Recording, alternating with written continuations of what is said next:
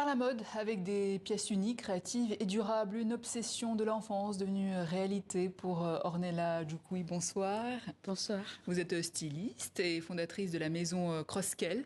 Tout un concept, cette nouvelle collection que vous allez présenter, tout un univers même. Racontez-nous, quel est-il cet univers?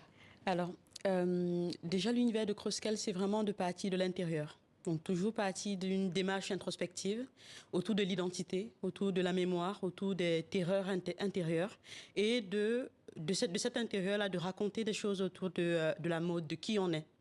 Donc ça part de moi, ma conviction que le vêtement est le premier outil pour raconter des choses aux autres sur notre identité profonde. Et donc, à travers Crosskel, il y a vraiment cette ambition-là de venir raconter ces histoires-là sur les femmes que je veux représenter. Et justement, je propose de découvrir tout ça à travers cet extrait de votre court-métrage à la recherche de la mémoire qui nous plonge en pays bamileke dans l'ouest du Cameroun. Ne pas savoir nommer les arbres, les plantes, les fleurs, les graines et les lacs constitue à faire de cet endroit un innommable. Je me sens toujours si triste lorsque je regarde la pauvreté de mon intérieur, qui voit ses feuilles, les reconnaît, mais ne peut ni les dissocier ni les nommer.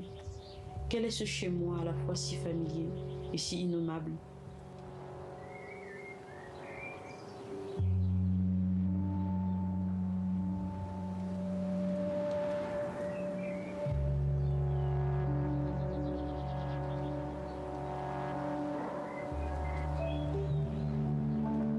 Le chemin est si long. Combien de dizaines d'années faudra-t-il pour que, longeant le sentier d'un rouge rappelant celui d'un flamboyant, je puisse nommer sans aucune hésitation chaque bout d'herbe qui me caresserait les chevilles? Comment mon intérieur, comment ma représentation de mon chez-moi peut-elle être nette si je ne sais pas déjà avec précision nommer les formes qui l'habitent? Voilà, véritable travail d'introspection, comme vous nous l'avez dit. Qui est la bête dans votre narratif? Alors, c'est ça le plus étrange, c'est que la bête, c'est moi.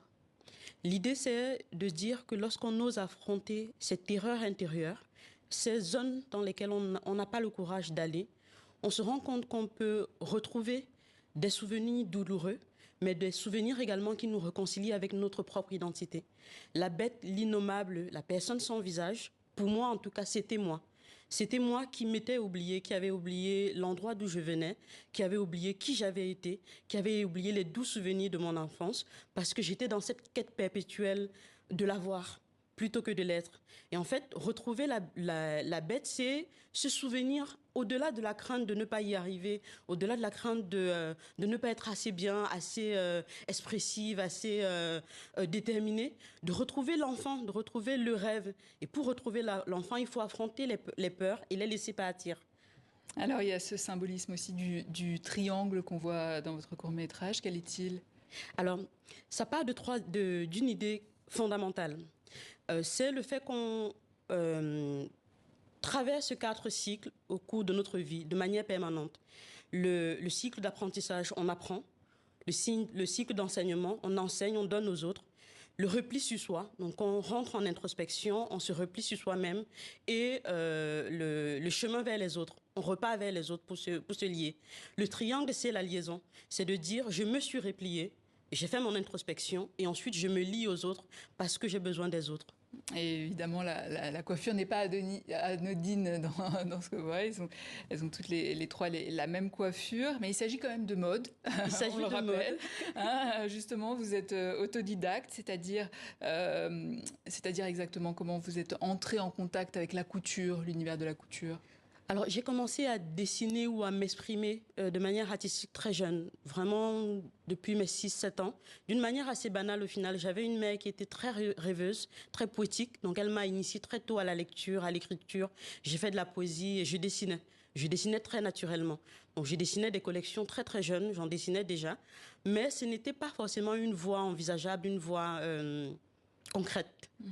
Donc, j'ai fait des études de mathématiques. J'ai fait des études de mathématiques et d'informatique. Je me suis retrouvée comme ça au fil des opportunités dans le domaine de la monétique et du paiement. C'est dans ce domaine-là d'ailleurs que j'ai développé une carrière professionnelle. Mais cette passion-là, ce naturel a toujours été là. Donc, même lorsque j'étais sur les bancs, je continuais de développer, de dessiner des collections.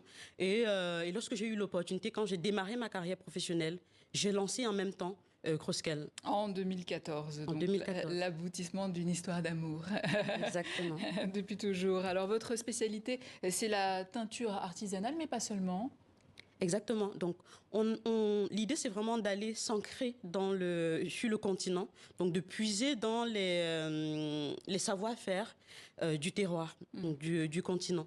Donc, on est allé s'inspirer de ce qui se faisait artisanalement au niveau de la teinture, mais on est venu l'enrichir de nos propres tampons. Donc, on est vraiment très spécialisé dans la teinture sur tampon de bois. Et à cette teinture-là, on va venir ajouter différents savoir-faire, mais également des compétences qu'on va développer en interne dans Crosscal.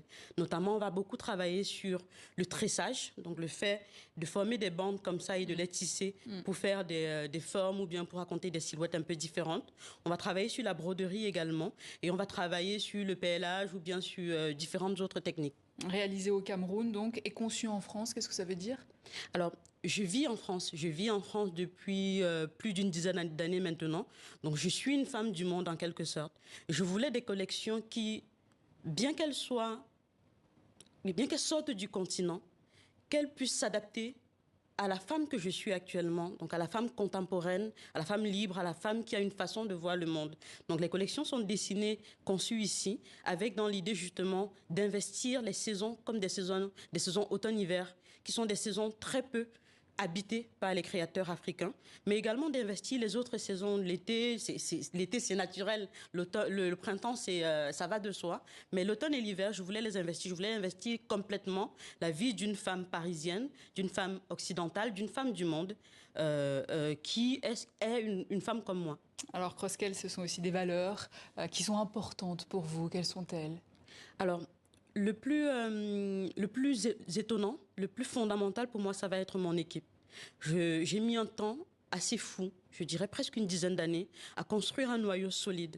Et pour moi, il s'agissait d'offrir à mon équipe la stabilité que j'estimais ne pas avoir eue, moi, au moment où j'aurais pu choisir entre m'orienter vers un univers créatif ou m'orienter vers un univers plus pragmatique, plus financier. Donc l'idée, c'était de dire, si je construis une boîte, il faut qu'elle soit stable. Donc il faut que mes employés y trouvent un environnement déjà pour s'épanouir, mais un environnement dans lequel il n'y a pas de précarité, où elles ne s'inquiètent pas de leurs revenus. Donc on a tablé tout de suite, et c'est vraiment une priorité pour moi, sur des revenus, sur des salaires qui sont 3 fois supérieurs au SMIC local, et sur de la formation, sur l'idée de prendre du temps pour faire bien les choses, pour se former, pour s'améliorer, pour aller vraiment au bout de son potentiel. Donc l'éthique, le développement durable également, la priorisation des marchés locaux africains ou encore l'utilisation et la gestion raisonnable des ressources. Donc les 22 et 23 juin, vous présenterez votre nouvelle collection automne-hiver à l'espace Little Africa Village à Paris. De quoi s'agit-il exactement? Vous pouvez nous en parler? Alors l'idée, c'était vraiment de proposer une expérience immersive autour de la marque, d'aller vraiment associer tout ce qui fait la maison Crosscal, aussi bien autour des créations, donc il y a une exposition, mais aussi de ce qu'on raconte dans cette maison Crosscal. Donc il y a une représentation scénique. Quelques secondes. On a une représentation scénique qui raconte justement le trouble, la recherche de la mémoire. On a une représentation scénique qui va raconter la liberté, le fait de s'être retrouvé. Et on va avoir la projection du film naturellement qui est autour de la mémoire qui nous lie. Et l'objectif de Crosscal? Conquérir le monde au niveau de la mode, imposer Crosscal comme étant l'une des marques fortes qui vient du continent africain. Ornella Dupuy, merci. Je rappelle que vous êtes styliste, fondatrice de la maison donc Crosscal et que vous présenterez les 22 et 23 juin prochains votre nouvelle collection et votre court-métrage intitulé À la recherche de la mémoire à l'espace Little Africa Village. Merci beaucoup.